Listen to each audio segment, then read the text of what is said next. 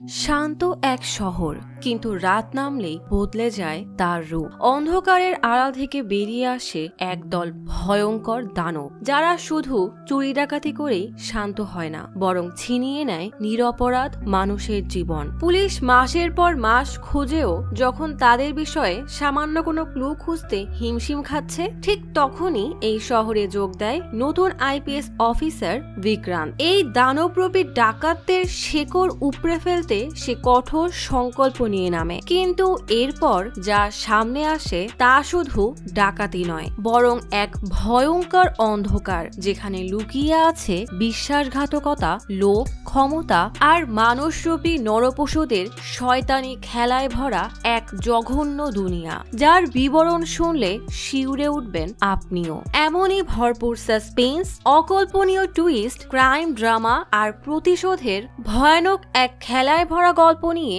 আজ এক্সপ্লেইন করব সম্প্রতি মুক্তিপ্রাপ্ত মুভি দ্য 100।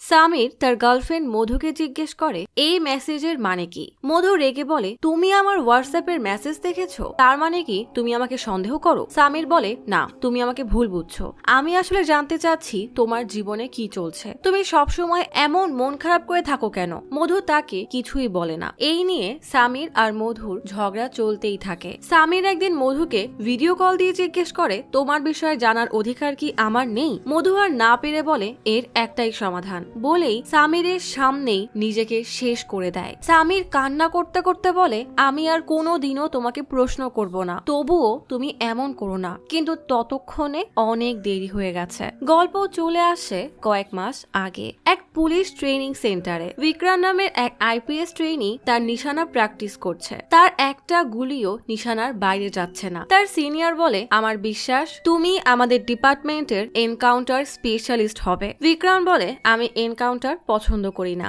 আর সেলফ ডিফেন্সের জন্য আমার বন্দুকের প্রয়োজন নেই, আমি নিজেই যথেষ্ট। বিক্রান্তের জন্য তার সততা আর বুদ্ধিমত্তাই তার সবচেয়ে বড় শক্তি। সাধারণ মানুষের সাহায্য করে, তাদের সাহস জুগিয়ে আর ডিউটি সঠিকভাবে পালন করে ধীরে ধীরে বিক্রান্ত এখন এক আইপিএস অফিসার। একদিন রেড সিগন্যালের রাস্তা পার হওয়ার সময় একটা গাড়ি তার খুব কাছে এসে জোরে ব্রেক করলে বিক্রান্ত ড্রাইভিং সিটে বসা মেয়েটাকে বলে, রাস্তায় চলার ন্যূনতম সেন্স নেই? মেয়েটা উল্টা বলে, পুলিশ হিসাবে আপনার দায়িত্ববোধটা কোথায়? লাল আলো জ্বলার আগে হলুদ আলো জ্বলে, আপনার এখানে তো হলুদ আলো জ্বলছেই না। ট্রাফিক পুলিশ জানায়, আসলে লাইটটা নষ্ট হয়ে গেছে, আমি কমপ্লেন করে দিয়েছি। বিক্রান্ত তার ভুল বুঝে মেয়েটাকে সরি বললে মেয়েটা হাসি মুখে বিদায় নিয়ে চলে যায়। বিক্রান্তের ট্রেনিং হয় সিআই জয়ের আন্ডারে। জয় বলে, আমি এখন শহরের এই মুহূর্তে সবচেয়ে জটিল কেস সামলাচ্ছি। শহরের বাইরে থাকা ঘরে কিছু ডাকাতেরা এসে বাসার সবাইকে মেরে সব লুটে নিয়ে যাচ্ছে। বিক্রান্ত ক্রাইম স্পট এসে দেখে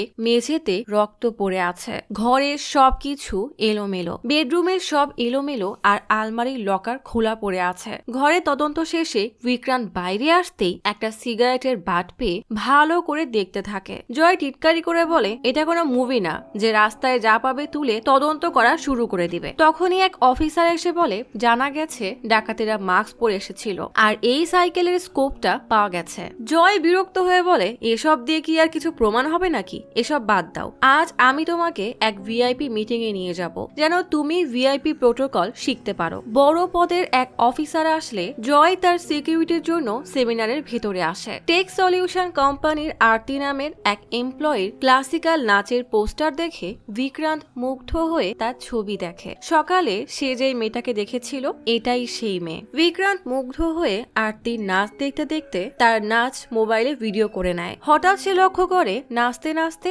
আরতির গলার হার খুলে স্টেজে পড়ে গেছে। নাচ শেষে আরতি মেকআপ রুমে এসে লক্ষ্য করে তার গলার হারটা নেই। সে তো বেশ ভয় পেয়ে যায়। তখনই বিক্রান্ত হারটা নিয়ে এসে আরতিকে দেয়। আরতির বাবা সেখানে আসতেই আরতি বিক্রান্তকে ধন্যবাদ দিয়ে চলে যায়। বিক্রান্ত মেকআপ রুম থেকে বের হতেই তার একটা মেয়ের সাথে ধাক্কা লাগে। দেখা যায় এটাই সেই মধু। গল্প চলে আসে বর্তমানে। ভিডিও কলে মধুকে মধুকে এভাবে নিজেকে শেষ করতে দেখে সামির বৃষ্টির মধ্যে দৌড়ে মধুর কাছে যেতে চায়, তাকে বারবার সরি বলে, কিন্তু ভিডিও কলেই মধুর নিথর দেহ দেখে তার নিজেকেই মধুর মৃত্যুর জন্য দায়ী মনে হয়। তাই সে রাস্তায় বসে নিজের উপরে রেগে চিৎকার করতে থাকে। এদিকে বিক্রান্ত তার প্রবেশন পিরিয়ড শেষ করে মিনিস্টার থেকে সার্ভিস রিভলভার পায়, আর তার প্রথম পোস্টিং হয় তার নিজ শহর হায়দ্রাবাদেই। এটা শুনে মা অনেক খুশি হয়ে যায়। মা আর ছেলে মিলে কেক কেটে সেলিব্রেট করে। মা জিজ্ঞেস করে, তোমার স্বপ্ন তো পূরণ হলো,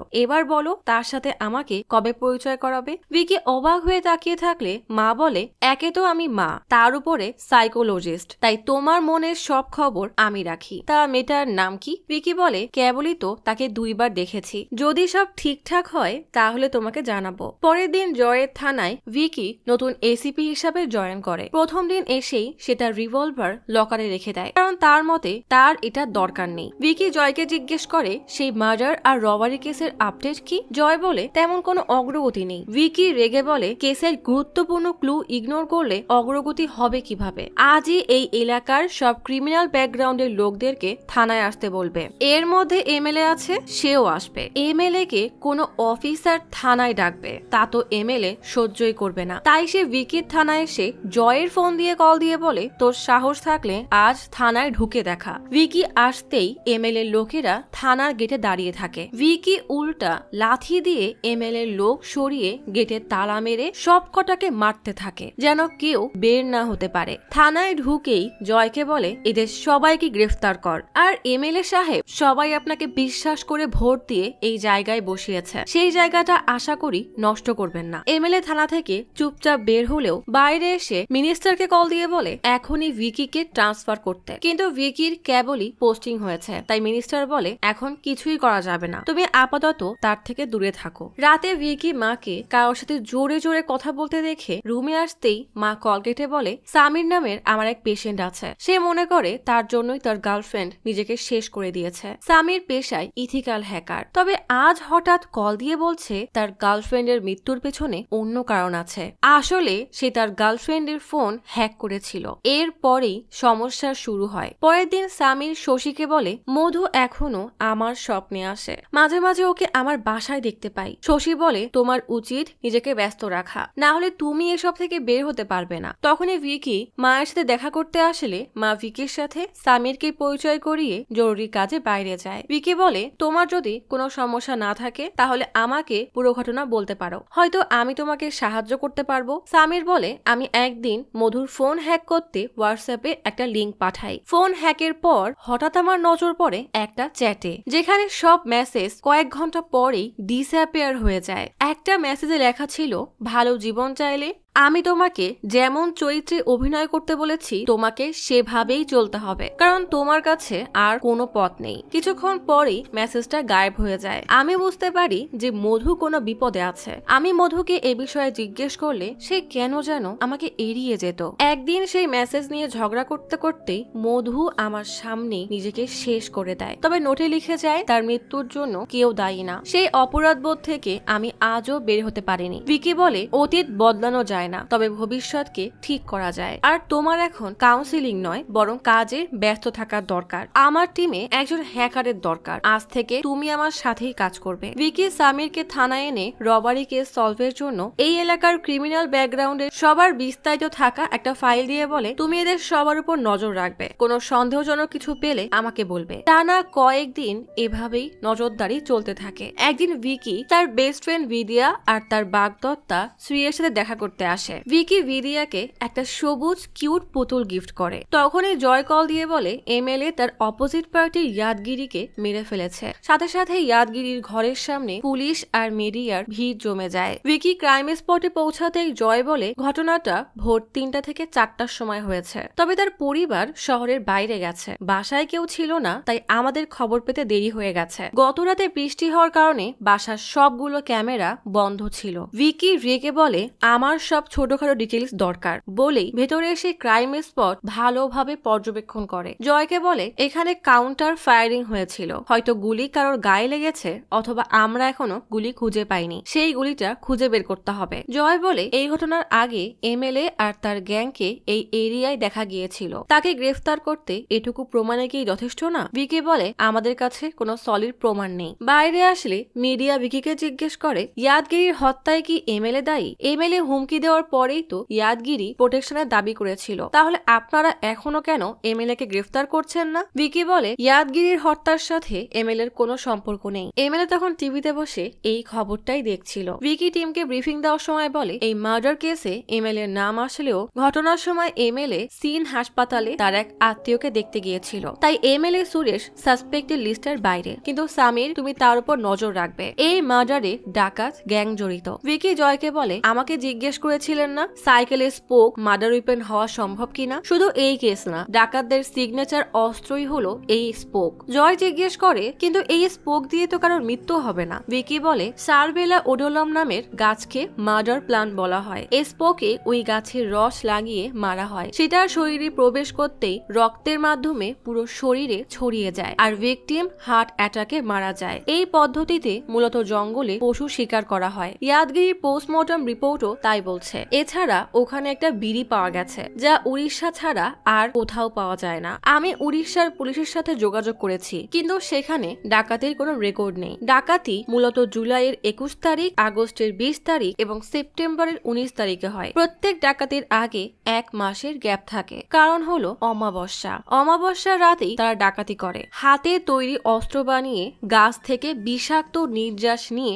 ডাকাতি করে এবং এরা শুধুমাত্র সোনায় ডাকাতি করে, টাকা ধারে কাছে থাকলেও কখনো স্পর্শও করে না। একজন বলে কিন্তু ইয়াদগিরির কেসে তো কিছুই ডাকাতি হয়নি। ভিকি বলে ওরা হয়তো বুঝতে পারেনি যে ইয়াদগিরির কাছেও অস্ত্র থাকবে। ইয়াদগিরি যখন ওদের উপর গুলি করে তখন তারা ইয়াদগিরিকে মেরে পালিয়ে যায়, তাই সেখানে কোনো ডাকাতি হয়নি। পরবর্তী অমাবস্যার আগে আমাদেরকে ওদের ধরতেই হবে। গিরি বলে সেটা কিভাবে সম্ভব? ভিকি বলে রিভার্স ইনভেস্টিগেশন করে। ওরা বেশি দিন সোনা গয়না নিজেদের কাছে রাখতে পারবে না, চুরির গয়না কেনে এমন দোকানদারের সাথে যোগাযোগ করো। কয়েকজন চোরের মাধ্যমে ভিকি ভোজনলাল নামের এক ব্যাপারীর নাম জানতে পারে। ভোজনলালের বাসায় গেলে ভোজনলাল তার কাছে থাকা সব সোনা গয়না দেখিয়ে বলে বিশ্বাস করেন আমাকে শুধুমাত্র এগুলো দেখাশোনা করার জন্য দিয়েছিল, আসলে ওদের কিছু টার্গেট আছে, সেটা কমপ্লিট হলেই সব নিয়ে যাবে। ভিকি জিজ্ঞেস করে এসবে তোমার লাভ কি? ভোজনলাল বলে ওরা আমার হয়ে কিছু ডাকাতি করে দিবে এটাই বলেছিল, তবে ওরা কোথায় আছে তা আমি জানি না। ওরা প্রতিবার ভিন্ন ভিন্ন জায়গায় দেখা করে আর সবাই মাস্ক পরা থাকে, আমি কখনো কারোর চেহারা দেখিনি। 2 থেকে 3টা ডাকাতি করার পরে তারা উড়িষ্যা চলে যায়। ভিকি বলে এবার কল দিলে আমাকে জানাবে। ভোজনলালের কাছে পাওয়া সকল গয়না রিকভারি করা হয়, যারা যারা কমপ্লেন করেছিল তাদেরকে ডেকে গয়না বুঝিয়ে দেওয়া হয়, তবে কিছু গয়নার কোনো কমপ্লেন নেই। জয় সেগুলো ভিকির কাছে নিয়ে আসলে ভিকি খেয়াল করে একটা গয়না দেখতে একদম আরতির সেই হারের মতো, যেটা সে আরতিকে নাচের প্রোগ্রামে ফিরিয়ে দিয়েছিল। ভিকি জয়কে নিয়ে আরতির বাসায় আসে। আরতির বাবা দরজা খুলতেই ভিকিকে দেখে বেশ চমকে যায়। ভিকি হারটা দেখিয়ে বলে এটা হয়তো আপনার। আরতির বাবা বলে না, আমাদের হলে তো আমরা কমপ্লেন করতাম। ভিকির সন্দেহ হলে বলে তাহলে আপনার মেয়ের হারটা নিয়ে আসেন তো। আরতি এসে বলে আমার কাজিন তার বিয়েতে পড়ার জন্য ধার নিয়েছে। ভিকি কিছু একটা আঁচ করে বলে আপনারা সত্যি না বললে আপনাদের মিথ্যা বলার আসল রহস্য আমি খুঁজে বের করব। বলেই ভিকি চলে যায়। হারটা আরতি তার শিওর হতে ভিকি তার মোবাইলে করা অনুষ্ঠানের ভিডিও দেখতে থাকে। জয় বলে এতে তো কোনো স্টোন নেই। ভিকি দেখে যখন আরতির গলা থেকে তার হারটা পড়ে গিয়েছিল তখন পায়ের পাড়া লেগে হারের স্টোন পড়ে যায়। রাতে বাসায় ফেরার সময় ভিকি দেখে গেটে ঝুম বৃষ্টির মধ্যে আরতির বাবা রামা অসহায়ের মতো দাঁড়িয়ে আছে। রামা বলে ওটা আমার মেয়েরই হার, আমার নাম রামা কৃষ্ণা, পিআর ডিপার্টমেন্টের চিফ ইঞ্জিনিয়ার। আমার স্ত্রী লতা ক্লাসিক্যাল ডান্সার আর আমাদের মেয়ে আরতি টেক কোম্পানির সফটওয়্যার ইঞ্জিনিয়ার। অগাধ ভালোবাসায় পূর্ণ আমাদের ছোট্ট একটা দুনিয়া ছিল। বিবাহ বার্ষিকীর 25 বছর উপলক্ষে পরিবারের সবাই অনেক আনন্দে মেতেছিল। আরতি বাবা আর মাকে একটা ক্লাসিক্যাল পেইন্টিং গিফট করে। বাবা দেখে বলে তুই কিভাবে বুঝলি? আমরা যখন প্রেমে পড়েছিলাম তখন এমনই ছিলাম। আরতি বলে তোমাদের মুখে এতবার এই গল্প শুনেছি সেটা শুনেই আঁকিয়েছি। বাবা মায়ের জন্য বিশেষ রেসিপি রান্না করে। রামা লতাকে তার ডান্স ক্লাস মিস দিতে বলে। কারণ তারা আজ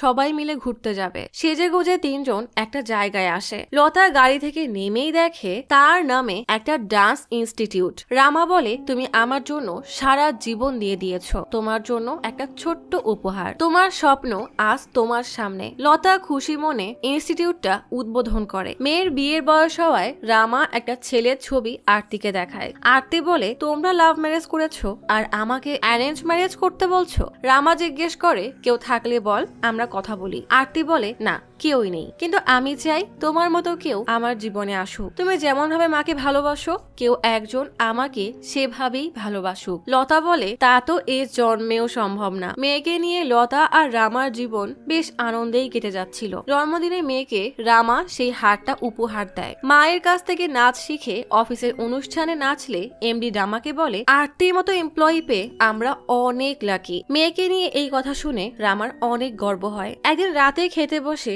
রামা বলে, কাল একটা মিটিং এর জন্য আমাকে দিল্লি যেতে হবে। আরতির একটা ইম্পর্টেন্ট মিটিং আছে, তাই বাবা আর মাকে বলে 1 ঘন্টা আমাকে ডিস্টার্ব করবে না। আরতি হেডফোন লাগিয়ে মিটিং এ বসে। বাইরে জোরে জোরে বিদ্যুৎ চমকাচ্ছে। লতা কিচেনে প্লেট রাখতে যায়। তখনই কলিং বেল বাজলে রামা গিয়ে দরজা খোলে। কালো মুখোশধারী কয়েকজন এসে রামার মুখ চেপে ভেতরে নিয়ে আসে। লতা এসব দেখতেই চিৎকার দিলে ডাকাত দল লতার মাথায় জোরে বাড়ি মারে। সে সেখানে বেহুশ হয়ে যায়। আরতি মিটিং এ ব্যস্ত থাকায় এসব কিছুই শুনতে পায় না। হঠাৎ আরতির হিচকি উঠলে সে পানি পান করার জন্য উঠে দেখে বোতলে পানি নেই। পানি নিতে নিচে এসে দেখে রামাকে কয়েকজন মিলে মুখ হাত বেঁধে চেয়ারে বাঁধছে। আরতি দৌড়ে আসলে ডাকাত দল আরতিকে তুলে নিয়ে গিয়ে তার সাথে অন্যায় করে, এমনকি তার ভিডিও করে। অসহায় রামা আপ্রাণ চেষ্টা করে নিজেকে ছাড়ানোর, কিন্তু কিছুই করতে পারে না। বাবার চোখের সামনে হওয়া এই নৃশংসতার কাহিনী শুনে ভিকি আর ভিকির মা দুজনেই স্তব্ধ হয়ে যায়। রামা বলে, সেদিনের পর থেকে আমরা বুঝতে পেরেছি নীরবতা কতটা ভয়ানক। বাইরের মানুষ তো দূরে থাকুক, আমরা নিজেরাই একে অপরকে মুখ দেখাতে পারি না, একে অপরের সাথে কথা বলি না, যে যার যার মতো রুমে বন্দী হয়ে থাকি। আমাদের সুখী পরিবারটা এক রাতেই শেষ হয়ে গেছে। আরতি চাকরি ছেড়ে দেয়, আমিও বাসায় বসে থাকি। আমরা বুঝতে পারছিলাম না এই ট্রমা থেকে কিভাবে বের হব। একদিন রুমে লতাকে ডাকতে গিয়ে দেখি লতা চুপচাপ বসে আছে। একটু না দিতেই সে নিস্তেজ হয়ে পড়ে। তার হাত থেকে ঘুমের ওষুধের বোতল পড়ে যায়। লতাকে আমি বাঁচাতে পারিনি, কাউকে কিছু বলার সাহসও হচ্ছিল না। আমি চাইনি আমরা যে কষ্ট সহ্য করেছি সেটা অন্য কেউ পাক। এখন আপনাদের বললাম, আশা করি আপনারা বুঝবেন। ভিকি চুপচাপ দাঁড়িয়ে থাকে। রামা চলে গেলে মা ভিকিকে বলে, চিন্তা করিস না, এমন অনেক কেসই আমার কাছে আসে। ভিকি বলে, এমন অনেক কেসই এখন তোকে সামলাতে হবে। ভিকি বলে, তোমাকে বলেছিলাম না একটা মেয়ের সাথে পরিচয় করাবো, এটাই সেই মেয়ে। পরের দিন ভিকি মায়ের সাথে আরতির বাসায় আসে। আরতি দরজা খুলে কিছু না বলেই চলে যায়। ভিকি রামাকে বলে, চিন্তা করবেন না, আমি এখানে পুলিশ হয়ে আসিনি, আমার মা একজন সাইকোলজিস্ট। শশী আরতিকে বলে, শক্ত হও। এই কথাটা বলা খুব সহজ, কিন্তু একমাত্র যার উপর দিয়ে এই ঝড় গেছে সেই জানে যে এটা কতটা কঠিন। তোমার সাথে যা হয়েছে আমি তা অস্বীকার করছি না, কিন্তু তোমাকে এই ট্রমা থেকে বের হতেই হবে। তোমার মা নিজের জীবন নিয়েছে কারণ সে তোমাকে এই অবস্থায় দেখতে পারছিল না। তোমার বাবার কথা একটাবার ভাবো, তুমি তো সেই মেয়ে যে সামান্য ট্রাফিক লাইট নিয়ে পুলিশকে প্রশ্ন করার সাহস রাখো। কোথায় গেল সেই আরতি? সাহস দেখাও, আর তোমার সাথে কি হয়েছে সেটা ভিকিকে বলো, বাকিটা ভিকি সামনে নিবে। আরতি কিছুটা সাহস পায়। ভিকিকে বলে, সেদিন আমি মিটিং এ ছিলাম, আমার হিচকি ওঠায় পানি নিতে নিচে আসি, দেখি মা অজ্ঞান হয়ে পড়ে আছে। বাবাকে কয়েকজন বেঁধে রেখেছে। আমি তাদেরকে আটকাতে গেলে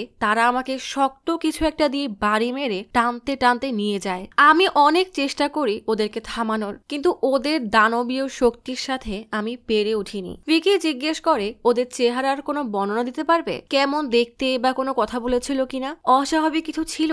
আরতি বলে, সবাই কালো মাস্ক পরা ছিল।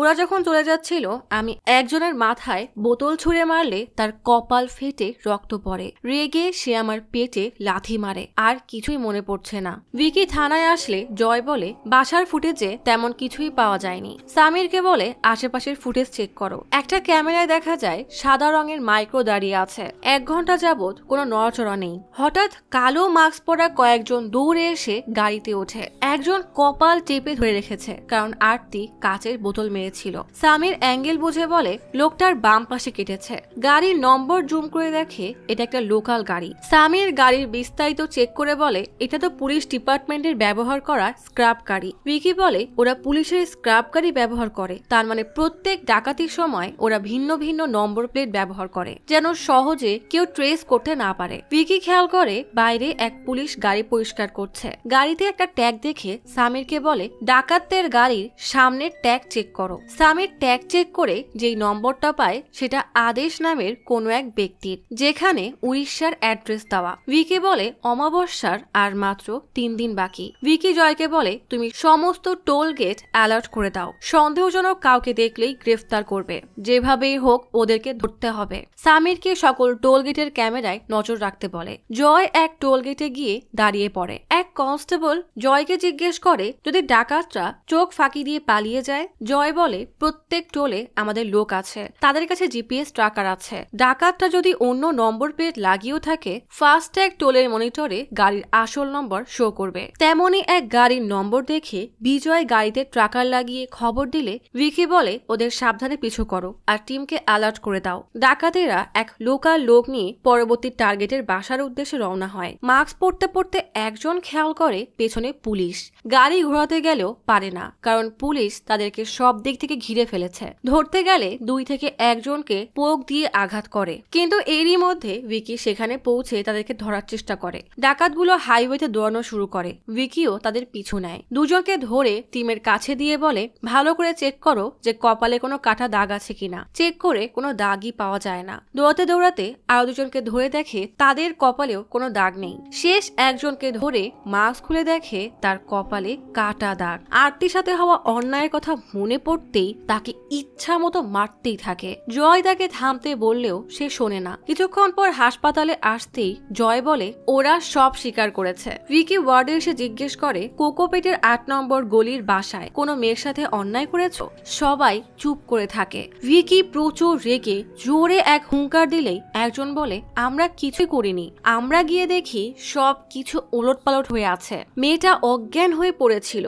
যাকে বোতল ছুঁড়ে মেরেছিল সে বলে আমি একটা হার নিয়ে বের হওয়ার সময় মেয়েটার জ্ঞান ফেরে, তখনই আমাকে বোতল দিয়ে মারে। রাগে আমিও তার পেটে জোরে লাথি মারি। ভিকি বলে তাহলে এখন গল্প বানাচ্ছ?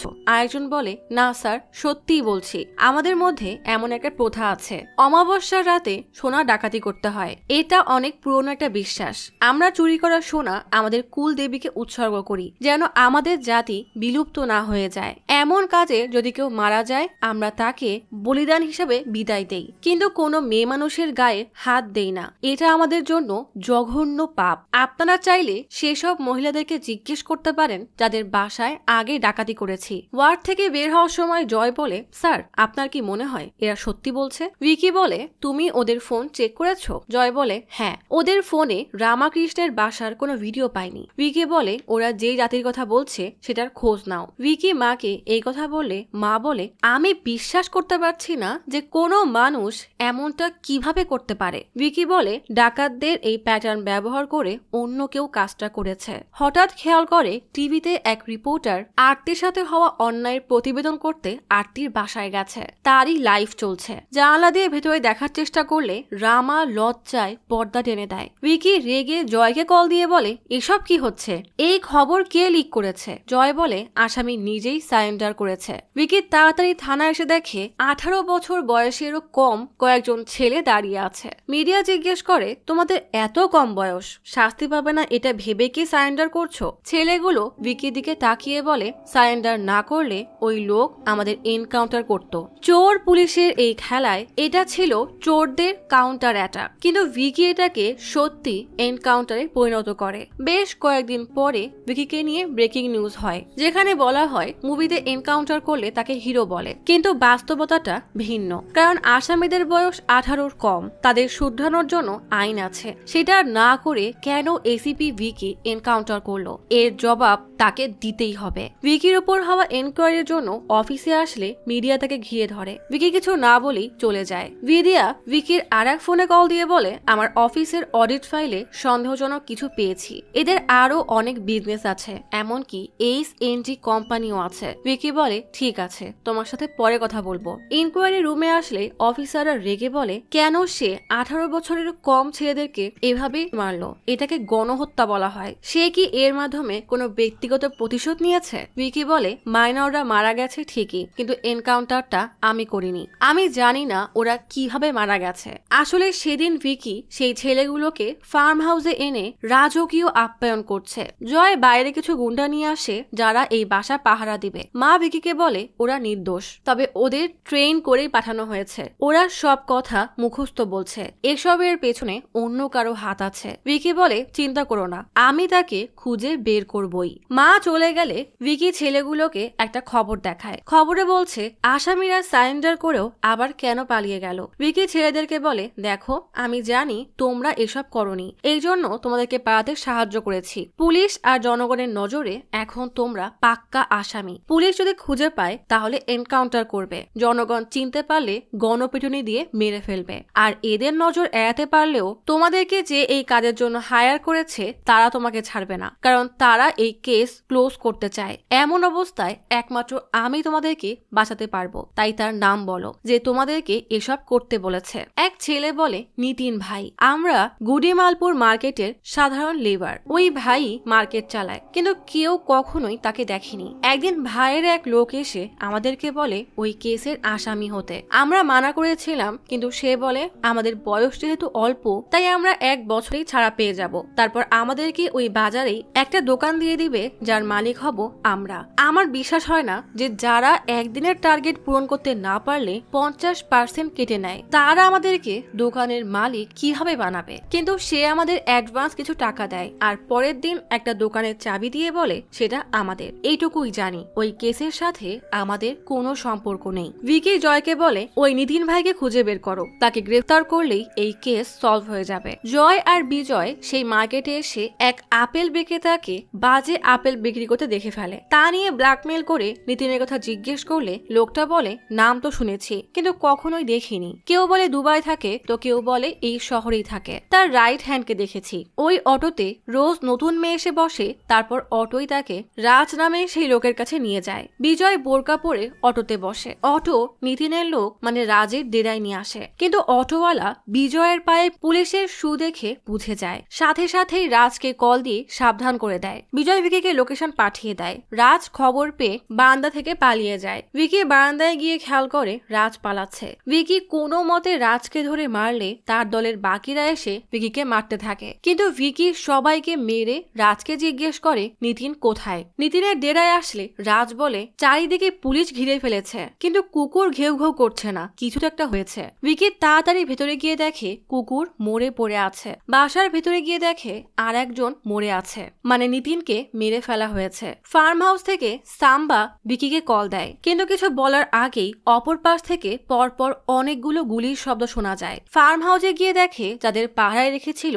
তাদের লাশ ছড়িয়ে ছিটিয়ে আছে। ভেতরে গেলে দেখা যায় নিরীহ ছেলেগুলো মরে পড়ে আছে। পাশে একটা পিস্তল রাখা। ভিকি সেটা নিতে গেলেই কোথা থেকে যেন মিডিয়া এসে তার ছবি তোলা শুরু করে, আর তখনই মিডিয়া এনকাউন্টারের ট্যাগ লাইন দিয়ে দেয়। এসব শুনে এক অফিসার বলে মনে হচ্ছে কোনো মুভির গল্প শুনছি। ভিকি বলে এটাই সত্য, আমি ওদেরকে পালাতে সাহায্য করে আমার কাছেই রেখেছিলাম। এটা আমার তদন্তের একটা অংশ ছিল।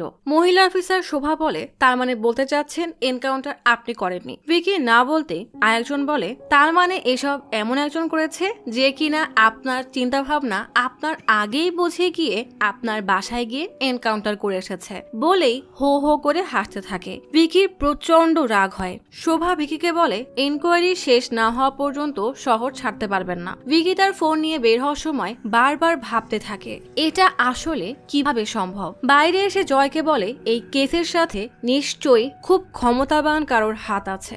আমি যদি এদের সাথে পাঙ্গা নেই তাহলে আমাকে আইপিএস পদবি হারাতে হবে। তাই এই কেস ছেড়ে দিয়ে গিয়ে শান্তিতে চাকরি করো বলেই জয়ের কাছ থেকে আরেকটা ফোন নেয়। সামির ভিকির 2টা ফোনের ডেটা ভেরিফাই করে বলে আপনার 2টা ফোনই হ্যাক করা হয়েছে, 15 দিন ধরে নজর রাখছে, ক্যামেরার অ্যাক্সেসও নিয়েছে। এভাবেই ভিকির সকল মুভমেন্টের উপরে আসল অপরাধী নজর রাখছিল। জয় বলে এই জন্যই আমার ফোনের ডেটা আপনি গায়েব হয়ে যাচ্ছিল। আমার মনে হয় এটা আমাদের চেনা পরিচিত কেউ করেছে। সামির বলে location highly secured encrypted system দিয়ে লুকানো, প্রতি 10 সেকেন্ডে লোকেশন চেঞ্জ হচ্ছে, তবে আমি ডিভাইসের অ্যাক্সেস বন্ধ করে দিতে পারবো। ভিকি বলে তার দরকার নেই, অ্যাক্সেস কাট করে দিলে সে আরো সাবধান হয়ে যাবে, আমরা নতুন ফোন ব্যবহার করব। তাকে ভাবতে দাও যে সে আমাদেরকে কন্ট্রোল করছে, কিন্তু আসলে আমরা তাকে কন্ট্রোল করব। এখন থেকে সে সেটাই শুনবে যা আমরা ওকে শোনাতে চাই। ভিকি শশীকে নিয়ে আরতি এবং রামার বাসায় আসে। আরতিকে সিকিউরিটির জন্য পুরনো ফোন নিয়ে নতুন ফোন দেয়। খেতে বসে ভিকি আরতিকে বলে আমরা কোনো অন্যায় করিনি, তাহলে আমরা কেন শাস্তি পাবো? তোমার উচিত মায়ের ডান্স ইনস্টিটিউট চালানো, তোমার মায়ের আত্মা খুশি হবে, তুমিও খুশি থাকবে, আর তোমার বাবাও খুশি হবে। ভিকির এতটা যত্ন দেখে আরতির ভিকিকে বেশ ভালোই লাগে। ভিকি আর শশী চলে গেলে আরতি দরজা লাগিয়ে কান্নায় ভেঙে পড়ে। আসলে ভিকি হলো সেই ছেলে যার ছবি রামা তাকে দেখিয়েছিল। এরপরেই রাস্তায়, তারপর অনুষ্ঠানে ভিকির ভালো মানুষই দেখে ভিকিকে তার অনেক ভালো লাগে। বাবাকেও সেদিন অনুষ্ঠানে সে এই বিষয়ে জানিয়েছিল। ভিকির ছবি নিয়ে আরতি সাজানো সুখী সংসারের স্বপ্ন সাজায়, কিন্তু তার সাথে হওয়া অন্যায়ের কথা মনে পড়তেই আরতির সব স্বপ্ন একবারেই শেষ হয়ে যায়। আরতি ডুকরে কান্না করতে থাকে। সাইবার সিকিউরিটির একজন বলে ক্রাইম সিনে পাওয়া ল্যাপটপ, সিম কার্ড সবই ট্রেস করেছি, অস্বাভাবিক কিছুই পাইনি, কিন্তু একটা নম্বর 3 মাস আগে রেজিস্টার করা হয়। নম্বরটা হামিদ নামের এক কেমিস্ট্রি প্রফেসরের। ভিকি ভাবে কেমিস্ট্রি প্রফেসরের সাথে ক্রিমিনালদের কিসের সম্পর্ক? তেলেঙ্গানার সরকারি অফিসারদের লিস্টে থাকা হামিদ নামের এক কেমিস্ট্রি প্রফেসরকে দেখে ভিকি বিদিয়াকে কল দিয়ে জিজ্ঞেস করে তোমার কোম্পানির চেয়ারম্যানের অন্য কোম্পানির নাম কি? বিদিয়া বলে হিমাবিন্দু ন্যাচারাল গ্যাস লিমিটেড, আর সেখানে কিছু আইটি রিটার্নসও আছে। আমি আরো একটা গুরুত্বপূর্ণ খবর জেনেছি, মধুপ্রিয়া কেসে ক্লু খোঁজার জন্য আমি মধুর হোস্টেলে গিয়েছিলাম, সেখানে মধুর হ্যান্ডব্যাগ পেয়েছি, আর তাতে সামিরের দেওয়া একটা গিফট এবং কুরিয়ার রিসিটে আরতির ঠিকানা দেওয়া ছিল। ভিকি হতবাক হয়ে বলে আরতি আর মধুর কিসের সম্পর্ক হতে পারে? ভিকি আরতির বাসায় এসে জিজ্ঞেস করে তুমি মধুকে কিভাবে চেনো? আরতি বলে সে আমার কলেজের সিনিয়র ছিল, আমরা খুবই ক্লোজ ছিলাম। একদিন সে আমাকে ছোটখাটো গেট টুগেদারের জন্য তার কোম্পানিতে ডাকে। মধু সেখানে তার চেয়ারম্যানের সাথে আমাকে পরিচয় করাতে চায়। আমি জিজ্ঞেস করেছিলাম যে আমি কেন চেয়ারম্যানের সাথে দেখা করব। মধু বলে প্রতিযোগিতার এই দুনিয়ায় যোগাযোগ রাখাটা অনেক ভালো জিনিস। মধুর চেয়ারম্যান মানে বাসু আরতিকে বলে আমি তোমার অনেক প্রশংসা শুনেছি, আমি তো অনেক ইমপ্রেসড, তা তুমি আমার কোম্পানিতে জয়েন করছো না কেন? আরতি বলে আমি আমার কোম্পানিতেই ভালো আছি। বাসু বলে আমার ছেলের সাথে কথা বলো। আরতি না করলেও তাকে জোর করে ভিডিও কলে ধরিয়ে দেয়। চেয়ারম্যানের ছেলে আরতিকে বলে তুমি যেমন চাইবে তেমনই হবে। আরতি বলে আমার উত্তর নাই থাকবে। ছেলে বলে ঠিক আছে, কিন্তু সিদ্ধান্ত বদলালে অবশ্যই বলবে। আরতি কল কাটার পর মধুকে ঝাড়ি দিলে মধু বলে আমি জানতাম না যে ওরা এমন অফার করবে। ওই দিনের পর থেকে মধু অনবরত আমাকে কল মেসেজ দিতেই থাকে। আমি জানতাম সে কোনো একটা উদ্দেশ্যেই এসব করছে। প্রচুর রেগে একদিন কল রিসিভ করে ইচ্ছা মতো ঝাড়ি দিয়ে তার কোনো কথা না শুনে ব্লক করে দেই। তারপর থেকে তার সাথে আর কথা হয়নি। ভিকি বলে মধু নিজেকে শেষ করে দিয়েছে। আরতি এই কথা শুনে শকড হয়ে যায়। ভিকি বলে নিজের জীবন নেওয়ার আগে সে তোমাকে একটা কুরিয়ার পাঠিয়েছিল, তাতে কি ছিল? আরতি অবাক হয়ে বলে আমি তো কোনো কুরিয়ারই পাইনি। ভিকি গেটে লেটার বক্স চেক করে দেখে তাতে মধুর পাঠানো একটা চিঠি। খাম খুলে দেখে ভেতরে একটা পেন ড্রাইভ। পেন ড্রাইভের ভিডিও অন করতে ভিডিওতে মধু বলে আমি জানি তুমি আমার উপরে এখনো অনেক রেগে আছো, তার জন্য আমি আসলেই সরি। তোমার মতো আমিও কোম্পানির বেস্ট এমপ্লয়ি অ্যাওয়ার্ডের জন্য দিন রাত কষ্ট করেছি। ভিভি কোম্পানির মালিক বাসু প্রসাদ বলে আজ আমি আমার কোম্পানির নতুন সিইও ভাল্লাভার সাথে তোমাদের পরিচয় করিয়ে দিব। ভাল্লাভা তার টিম নিয়ে সেমিনার হলে আসে। বাসু বলে আমার বিশ্বাস আমার ছেলে এই কোম্পানিকে দেশের 1 নম্বর কোম্পানিতে পরিণত করবে। ভাল্লাভা নতুন সিইও এর দায়িত্ব নিয়ে সবার উদ্দেশ্যে বলে এরা হলো আমার ইন্ডাস্ট্রির টপ 10 কোম্পানি, যে কোম্পানি এদের প্রজেক্ট পায় তারাই রাজত্ব করে, তাই আমাদের আপনাদের সবার সহযোগিতার প্রয়োজন। আর হ্যাঁ, এটা মনে রাখবেন, যেভাবেই হোক আমি আমার লক্ষ্যে ঠিকই পৌঁছাবো। বাসু এবছরের বেস্ট এমপ্লয়ি অ্যাওয়ার্ড দেয় মধুকে। নিজের স্বপ্নকে এভাবে সত্য হতে দেখে মধু অনেক খুশি হয়ে যায়। একদিন ভাল্লাভা মধুকে বলে, টপ 10 কোম্পানির একটা কোম্পানি আমাদের সাথে কাজ করার আগ্রহ জানিয়েছে, তাই আমি চাই তুমি গিয়ে তাকে আমাদের বিষয়ে বুঝিয়ে এই ডিল কনফার্ম করো। মধু খুশি হয়ে বলে, চিন্তা করবেন না, আমি এই কন্ট্রাক্ট নিয়ে তবেই ফিরবো। মধু হোটেলের ওয়েটিং এরিয়ায় বসে পূর্ণ আত্মবিশ্বাসের সাথে প্রেজেন্টেশনের প্রস্তুতি নিচ্ছে। তখনই ক্লায়েন্ট কল দিয়ে তাকে তার রুমে ডাকে। মধু খুব ভালো করে প্রেজেন্টেশন বোঝাচ্ছিল। আচমকা লোকটা তার হাতে বাজেভাবে স্পর্শ করতেই সে কান্না করতে করতে দ্রুত বাইরে চলে আসে। তখনই ভাল্লাভা কল দিয়ে জিজ্ঞেস করে, প্রেজেন্টেশন কেমন হয়েছে? মধু ক্লায়েন্টের মিসবিহেভের কথা বললে ভাল্লাভা রেগে যাবে কি, উল্টা শয়তানি এক হাসি দিয়ে বলে, তুমি ভালো করেই জানো এই প্রজেক্ট কোম্পানির জন্য কত গুরুত্বপূর্ণ। মধু তবুও রাজি না হলে শয়তান ভাল্লাভা তার আসল রূপ দেখিয়ে বলে, তোমার বাবা তো এমআরওতে কাজ করে তাই না? আমার একটা কলে তার এত বছর ধরে জমানো সম্মান শেষ হয়ে যাবে। 15 মিনিটের মধ্যেই তাকে দুর্নীতিবাজ আখ্যা দিয়ে বের করে দেওয়া হবে। এরপর তোমার বাবা লজ্জায় আর অপমানে নিজেকে শেষ করে দিবে, তার জন্য দায়ী হবে তুমি। তাই এখনই রুমে যাও আর প্রজেক্ট নিয়ে আসো। মধু নিজের নীতি আর মনের বিরুদ্ধে গিয়ে জঘন্য এই কাজ করে। এত বড় প্রজেক্ট পাওয়ার জন্য সবাই তাকে বাহবা দিলেও প্রতিটা তালিতে মধু তার জন্য ছি ছি ছাড়া আর কিছুই শুনতে পারছিল না। ভাল্লাভা বলে, তোমার অ্যাকাউন্টে 5 লাখ ট্রান্সফার হয়ে গেছে,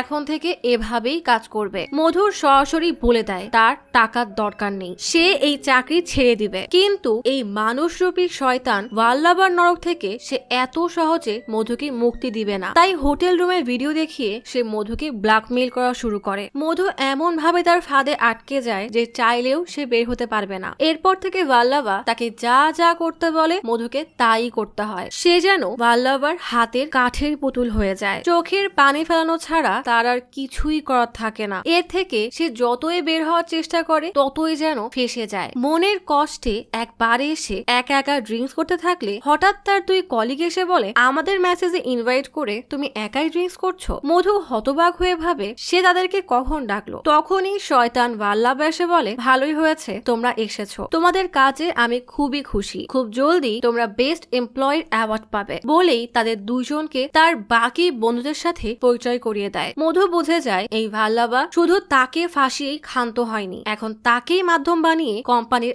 আরো মেয়েকে তার মতোই জালে ফাঁসাচ্ছে। এমনকি মধুর ফোনও এখন ভাল্লাভার কন্ট্রোলে। এভাবেই ভাল্লাভা এক এক করে কোম্পানির মেয়েদেরকে বেস্ট এমপ্লয়ির ফাঁদে ফাঁসিয়ে তাদের বাজে ভিডিও করে এমন ভাবে ফাঁসিয়ে দেয় যে কেউ তার বিরুদ্ধে কথা বলার সাহসটাও হারিয়ে ফেলে। তবে পাপের দায় কি এত সহজে ছাড় পায়? একদিন হঠাৎ ভাল্লাভার কোম্পানির সব মোস্ট লয়াল ক্লায়েন্ট 5 বছরের চুক্তি ভেঙে চলে যায়। অনেক রিসার্চের পর ভাল্লাভা জানতে পারে এসবের কারণ, অর্থাৎ আরতি যে কোম্পানিতে কাজ করে সেই কোম্পানির কাজে খুশি হয়ে ভাল্লাভার কোম্পানির সব ক্লায়েন্ট সেই কোম্পানিতে শিফট করেছে। আর সে এটাও জানতে পারে যে আরতি আর মধু খুব ভালো বান্ধবী, তাই সে মধুকে বলে আরতিকে যেভাবেই হোক এই কোম্পানিতে জয়েন করাতে হবে। তবে প্রতিবারই আরতি মানা করে দেওয়ায় মধু মনে মনে খুবই খুশি হতো। মধু বলে, সেদিন সেমিনারের চিফ গেস্ট তোমার নাচ দেখে মুগ্ধ হয়ে গিয়েছিল, আর এটা ভাল্লাভা আর তার বাবা খুব ভালো করেই বুঝতে পারে। ভাল্লাভা বলে, আপনি আমাদের গ্যাস কোম্পানির কেসটা সামলান, আমি এই মেয়েকে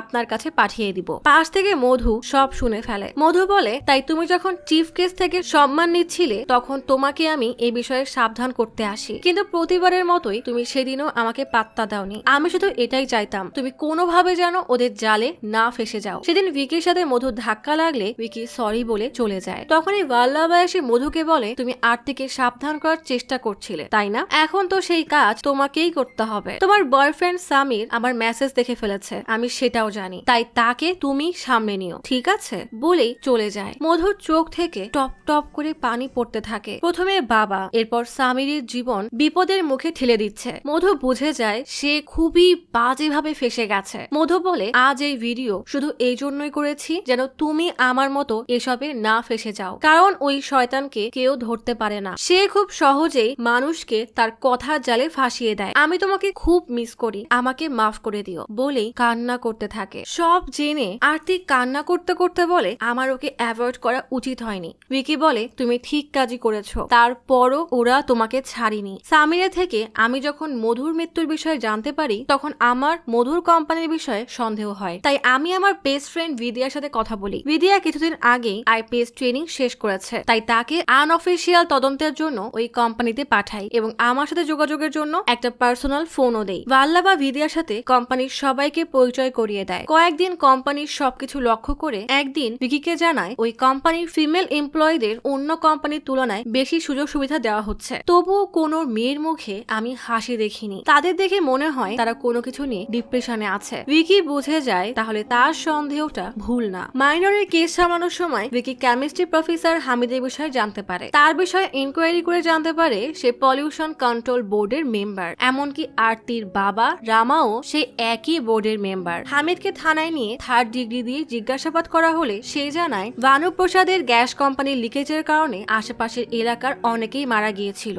এই কেস থেকে নিজের নাম সরানোর জন্য ভানুপ্রসাদ পিসিপি টাস্ক ফোর্স মেম্বারদের ঘুষ দেয়। তবে সে রামাকে এসবে জড়ায়নি, কারণ সে ভালো করে জানতো রামা কখনোই ঘুষ নিবে না। তাই সে আমার মাধ্যমে রামার উপর নজর রাখছিল। রামা আমাদের দুর্নীতির বিরুদ্ধে গোপনে একটা রিপোর্ট বানিয়ে সেটা দিল্লির চিফ ভিজিলেন্স কমিশনারকে মানে দুর্নীতির প্রতিরোধের হেডকে জমা দেওয়ার প্ল্যান করছিল। তখন তুমি আবার রামার মেয়ে আরতির কেস সামলাচ্ছিলে, তাই আমরা প্ল্যান করে তোমাকে মাইনর কেসে ফাঁসিয়ে দেই। ভিকি আরতি আর রামাকে বলে ভানুপ্রসাদ জানতো তোমার বাবা কখনোই তাদের কাছে মাথা নত করবে না। তার ছেলে ভাল্লাভা তোমার কারণে ক্লায়েন্ট হারিয়েছে, আর বারবার তোমাকে বলার পরও তুমি তাকে কোম্পানিতে জয়েনের বিষয়ে মানা করে দিয়েছো। তাই যখন মন ভোলানো কথায় কাজ হয়নি সে নতুন এক প্ল্যান বানায়। শহরে তখন ডাকাতি আর খুনের কেসের খুব চর্চা ছিল। সেই সুযোগের সদ্ব্যবহার করে ভাল্লাভা দুঙ্গাল গ্যাং এর প্যাটার্ন অবজার্ভ করে। এরপর তাদের প্যাটার্ন কপি করে তোমাদের বাসায় আসে। কাকতালীয় ভাবে সেদিন রাতেই ডাকাতরা তোমাদের বাসায় ডাকাতি করতে যায়। তোমার হাড় কুড়িয়ে পেয়ে সেটা নিয়ে যায়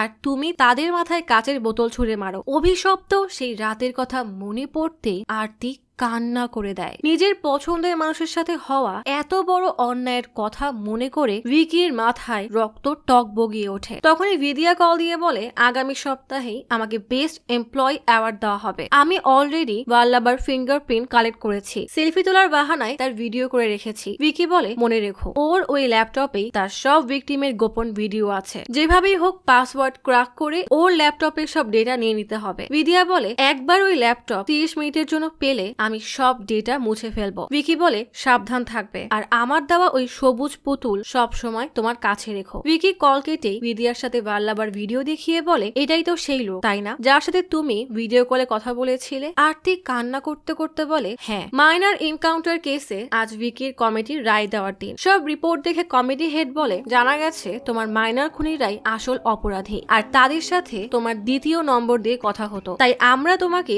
এই কেসে দোষী পেয়েছি। তোমাকে সাসপেন্ড করার আর্জি জানাবো। বাকি কথা হবে দিল্লির কমিটিতে। তোমার কিছু বলার আছে? ভিকি বলে আমি কিছু বললেও আপনারা বিশ্বাস করবেন না, তাই বলেও লাভ নেই। নিজের দ্বিতীয় ফোনটা দিয়ে ভিকি রেগে বের হয়ে গেলে কমিটি হেড শোভা এসে জিজ্ঞেস করে এত কষ্ট করে তুমি আইপিএস হয়েছো, তোমার ব্যাচে তুমি টপার ছিলে, কিন্তু তোমার চোখে আমি চাকরি হারানোর ভয় বা আফসোস দেখছি না কেন? ভিকি বলে আইপিএস হওয়ার আগে আমি একজন সাধারণ মানুষ ছিলাম। আইন আমাকে ন্যায়ের শক্তি দেওয়ার সাথে সাথেও কিছু ক্ষেত্রে হাত বেঁধে রাখে। তবে আমার কাছে ন্যায়ের লড়াইটাই গুরুত্বপূর্ণ। তাই চাকরি থাকুক বা না থাকুক আমি লড়াই করব। আর হ্যাঁ, আপনার মনে হয় যে আমি আরতিকে পছন্দ করি, এই জন্যই তার কেস নিয়ে এত সিরিয়াস। একটা কথা জেনে রাখেন, আরতির জায়গায় আপনার মেয়ে থাকলেও আমি এভাবেই লড়াই করতাম বলে দেয় হাঁটা। ভাল্লাভা স্মোকের জন্য রুম থেকে বের হতেই বিদিয়া দ্রুত তার রুমের দরজা বন্ধ হওয়ার আগে ঢুকে পড়ে। তাড়াতাড়ি ভাল্লাভা ল্যাপটপ নিয়ে নিচে এসে অ্যাপের মাধ্যমে স্ক্যান করে পাসওয়ার্ড দিয়ে ল্যাপটপ খোলে। এরপর ভাল্লাভার ফিঙ্গারপ্রিন্ট নিজের আঙ্গুলে বসিয়ে ল্যাপটপ ওপেন করে। সব ভিডিও এয়ারড্রপের মাধ্যমে তার ফোনে নিয়ে ল্যাপটপ থেকে ডিলিট করে আর ফোন থেকে ভিকি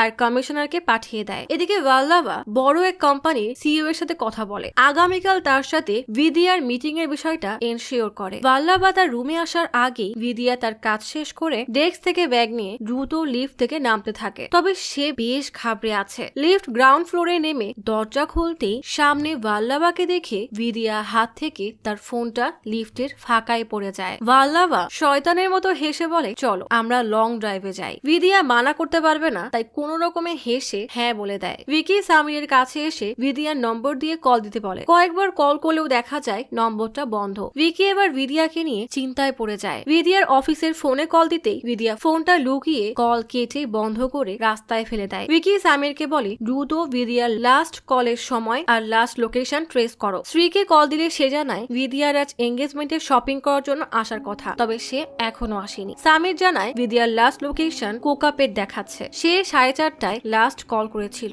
এরপর থেকেই তার ফোন বন্ধ। ভিকি বলে, ভিদিয়া কখনোই কোকাপেটে যাবে না, তুমি দ্রুত ভিদিয়ার অফিস গেটের 4:30টার ফুটেজ দেখো। ফুটেজে দেখা যায় ভিদিয়া ভাল্লাভার গাড়িতে বের হয়েছে। রাস্তার ভিন্ন ক্যামেরার ফুটেজ দিয়ে দেখা যায় গাড়িটা সর্বশেষ কোকাপেট হাইওয়ে পার হয়েছে। তবে এরপর আর ক্যামেরা না থাকায় ভিকি ভিদিয়ার আর কোনো আপডেট পায় না। ভিকি ভিদিয়ার পুতুলে থাকা জিপিএস ট্র্যাকারের আইপি অ্যাড্রেস নোট করে বলে, এটা যে কোনো সময় ওপেন হবে, তুমি আমাকে আর ওপেন হওয়ার সাথে সাথেই তুমি আমাকে আপডেট দিবে। ভিদিয়া নিজেকে স্বাভাবিক রাখার সর্বোচ্চ চেষ্টা করছে। ভাল্লাভা তাকে জুস দিলে সে মানা করে দেয়। ভাল্লাভা সন্দেহ চোখে তাকিয়ে জিজ্ঞেস করে, তুমি আসলে কে? আমাদের কোম্পানির বেস্ট এমপ্লয়ি, বেস্ট ম্যানেজার নাকি বেস্ট অ্যাক্টর, কোনটা বলবো? ভিদিয়া এবার বেশ ঘাবড়ে যায়। আসলে ভিদিয়া যখন ভাল্লাভা রুমে গিয়েছিল তখন তার রুমের ক্যামেরা নোটিফিকেশন পাঠায় যে রুমে কেউ ঢুকেছে। সাথে সাথে ক্যামেরা অন করে দেখে ভিদিয়া ল্যাপটপ অন করে কি যেন করছে। ভাল্লাভা বলে, তুমি সাধারণ কেউ নয়, না হলে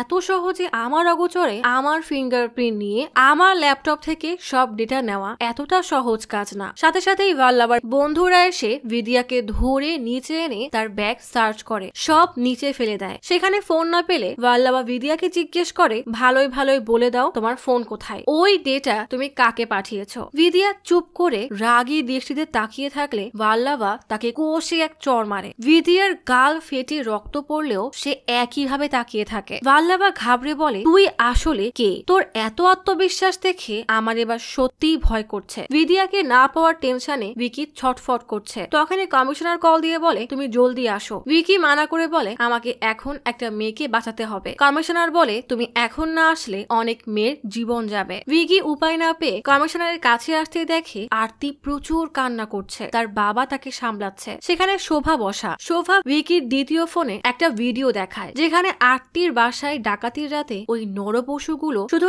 আরতির সাথেই অন্যায় করেনি, বরং আরতির মাকেও ছাড়েনি। বাবার হাত পা বাঁধা থাকায় সে শুধু গুঙ্গিয়েছে, কিন্তু কিছুই করতে পারেনি। ভিডিও শেষে মাস্ক পরা ভাল্লাভার চোখ স্পষ্ট দেখা যায়। রাগে কষ্টে ভিকির চোখ থেকে টপ টপ করে পানি পড়ে। সে দ্রুত ভিডিও সামিরকে পাঠিয়ে বলে, এই ভিডিও লোকের সাথে ভাল্লাভার ভিডিও ম্যাচ করে দেখো যে এরা একই ব্যক্তি কিনা। এদিকে ভিদিয়াকে হাত পা বেঁধে ফেলে রাখা হয়েছে। ভিদিয়া কোনো রকমে বিছানার নিচে গড়িয়ে পড়ে তার পুতুলের কাছে যাওয়ার চেষ্টা করে। সামির স্ক্যান করিয়ে জানতে পারে এই দুইজন একই ব্যক্তি, মানে ভিকির কাছে এখন প্রমাণ আছে। তাই আরতির হাত ধরে টেনে কমিশনারের অফিস থেকে বের হয়ে নিজের থানায় এসে লকার থেকে তার সার্ভিস রিভলভার নিয়ে একইভাবে আরতিকে নিয়ে বের হয়। সামির বলে, ভিদিয়া জিপিএস অন করেছে, লোকেশন আপনাকে শেয়ার করে দিয়েছি। ভিকি আরতিকে নিয়ে ভাল্লাভার ফার্ম হাউসের দিকে রওনা দেয়। ভাল্লাভা তখন ভিদিয়ার অফিসিয়াল ফোন, মানে যেটা সে হ্যাক করে রেখেছিল, সেটা চেক করে দেখে সেখানে কিছুই নেই। তাই সে চিন্তায় পড়ে যায় যে ভিদিয়া তার ল্যাপটপের ডেটা কি করেছে। হঠাৎ তার মনে পড়ে তার ব্যাগের কথা। জলদি অমরকে বলে, ভিদিয়ার ব্যাগ আর বাকি জিনিস নিয়ে আসো। অমর রুমে ঢুকতেই দেখে সেখানে ভিদিয়া নেই। ভালো করে চেক করতে ভেতরে ঢুকতেই ভিদিয়া তার পুতুল চাপতেই একটা চাকু বের হয়ে আসে, আর সেই চাকু দিয়েই সে অমরকে ঘায়েল করে বের হয়ে যায়। দৌড়ে বের হতে গেলে বাকিরা এসে তাকে আটকায়। সে কোনো রকমে তাদেরকে বোকা বানিয়ে মেইন দরজা দিয়ে বের হতেই ভিকি গাড়ি নিয়ে সেখানে আসে। ভিকি গাড়ি থেকে নেমে ভিদিয়াকে ভেতরে বসিয়ে তার ফোন দিয়ে বলে, ভিডিও করো। এরপর সবকটাকে মেরে তুলোধুনো করতে থাকে। ভাল্লাভা চাকু দিয়ে ভিকিকে তো মারতেই পারে না, উল্টা ভিকি এমন ভাবে সরে যায় যে সবগুলো আঘাত ভাল্লাভার বন্ধুদের বুকে গলায় লাগে, আর সবাই এক এক করে ভাল্লাভার হাতে মরতে থাকে। একজন আচমকা ভিকির পা ধরে আটকালে অবস্থা বেগতিক দেখে ভাল্লাভা দ্রুত তার গাড়ি নিয়ে পালায়। ভিকি দ্রুত তার গাড়ি নিয়ে ভাল্লাভার পিছু করতে করতে কন্ট্রোল রুমে কল করে ভিকির গাড়ির নম্বর বলে গাড়িকে ব্লক করতে বলে। ভাল্লাভা তখন তার বাবাকে কল দিয়ে বলে, এসিপি ভিকি আমার পিছু করছে, জলদি কিছু করো, আমি এখন শামসাবাদে আছি। ভানু দ্রুত কাউকে কল দিয়ে প্রচুর রেগে গাড়িতে উঠতে গেলেই জয় এসে বলে, বয়স তো কম কম হলো না, আর কত শয়তানি করবেন, চলেন এবার জেলে গিয়ে একটু বিশ্রাম নিবেন। ভানু রেগে বলে, তোর মতো সামান্য সিআই আমাকে গ্রেফতার করতে আসিস, তোর সাহস তো কম না। জয় এবার রেগে তাকে টেনে গাড়িতে ওঠায়। ভাল্লাভা আশ্রয়ের জন্য এমএলএ এর কাছে আসতেই এমএলএ বলে, তোমার বাবা কল দিয়েছিল, এখানে নিশ্চিন্তে থাকো। ভাল্লাভা নিশ্চিন্ত হয়ে বসতেই ভিকি গাড়ি নিয়ে সেখানে আসে। আসলে এমএলএই তাকে ধরিয়ে দিয়েছে। ভাল্লাভা রেগে বলে, তোকে আমি পরে দেখে নিব বলেই গাড়ি থেকে রড বের করে ভিকিকে মারতে আসলে ভিকি তাকে উল্টা মারতে থাকে। হঠাৎ সে ভিকিকে জোরে ধাক্কা দিয়ে ফেলে প্রচুর রাগে আরতির মাথায় জোরে বাড়ি মারে। সাথে সাথেই তার মাথা থেকে গল গলিয়ে রক্ত পড়ে। ভিকি রেগে তার দিকে তাকাতেই ভাল্লাভা দৌড়ে পালায়। ভিকি দৌড়ে একটা ফাঁকা জায়গায় আসতেই ভাল্লাভা আচমকা তার মাথায় রড দিয়ে জোরে এক বাড়ি মারে। ভিকি এবার সেই রড ফেলে তাকে মেরে প্রথমে এক হাত ভাঙে, তারপর আবারও মারতে যাবে। তখনই আরতি আর বিদিয়া সেখানে আসলে ভাল্লাভা ভিকিকে ধাক্কা মেরে আরতির দিকে তেড়ে যায়। ভিকি রেগে তাকে টেনে মারতে মারতে মাটিতে ফেলে বন্দুক বের করে তাক করে। হঠাৎ থেমে গিয়ে বন্দুকটা আরতির হাতে ধরিয়ে দেয়। আরতি স্তব্ধ হয়ে যায়। কিন্তু যখনই তার সেই অভিশপ্ত রাত, মধু আর মায়ের কথা মনে পড়ে, তার মনে পড়ে তার সামনে একটা মানুষ না বরং নরপশু দাঁড়িয়ে আছে। সেদিন রাতে তার হাতে বন্দুক থাকলে সে সেদিনই এদেরকে শেষ করে দিত। শয়তান ভাল্লাভা ভিকিকে মারতে রড নিয়ে দাঁড়াতেই আরতি প্রচন্ড রাগ আর ঘৃণা নিয়ে ভাল্লাভার বুকে এক নাগারে 6টা গুলি করে একদম ঝাঁঝরা করে দেয়। তবে এমন নরপশুদের এত সহজ মৃত্যু দিলে হয় নাকি? এদের তো জনসম্মুখে সবার জুতার বাড়ি দিয়ে থুতু ছিটিয়ে তিলে তিলে মারা উচিত, যেন আর কেউ কখনো এমন পাপ করার সাহস না করে। আরতি ভিকিকে বন্দুক ফিরিয়ে দিয়ে স্তব্ধ হয়ে বসে পড়ে। ভিকি মাটিতে বসে বলে, তুমি কি আমাকে বিয়ে করবে? আরতি হাহাকার করে কান্না করতে করতে ভিকিকে জড়িয়ে ধরে। বিশাল এক রাতের পর ফাইনালি আরতির জীবনে সুখের এক সকাল এলো। পরের দিন সকালে কমিশনার মিডিয়াকে বলে, আমি ভানুপ্রসাদ এবং তার ছেলে ভাল্লাভার নামে অ্যারেস্ট ওয়ারেন্ট বের করেছিলাম। গ্রেফতারের সময় ভাল্লাভা এসিপি বিক্রান্তির উপর অ্যাটাক করলে নিজেকে বাঁচাতে সে গুলি করতে বাধ্য হয়, আর ভাল্লাভা সেখানেই মারা যায়। লেডি অফিসার বিদিয়া নিজেকে বাঁচাতে ভাল্লাভা এবং তার বন্ধুদের উপরে অ্যাটাক করতে বাধ্য হয়। আইপিসি সেকশন 100 ধারায় সাফ সাফ লেখা আছে, ভিকটিম যদি তার সামনে দাঁড়ানো ব্যক্তি দ্বারা গুরুতর আহত হওয়ার, সম্মানহানি বা মৃত্যুর আশঙ্কা করে তাহলে সে নিজেকে বাঁচাতে যে কোনো পদক্ষেপ নিতে পারে, এমনকি তাকে স্বেচ্ছায় মেরে ফেলতে পারে। শোভা বলে, মাইনার এনকাউন্টার কেসে বিক্রান্তের কোনো সম্পৃক্ততা পাওয়া যায়নি। তার মানে দেশের ন্যায় ব্যবস্থা যখন অন্যায়কারী টাকা আর ক্ষমতার দাপটে নিশ্চুপ থাকে, তখন সেকশন 100 মানে আত্মরক্ষায় করা খুনি নারীর সম্মান রক্ষার একমাত্র অস্ত্র। তাই দমে না গিয়ে রুখে দাঁড়ান, না হলে এই দুনিয়া আপনাকে খুবলে খাবে।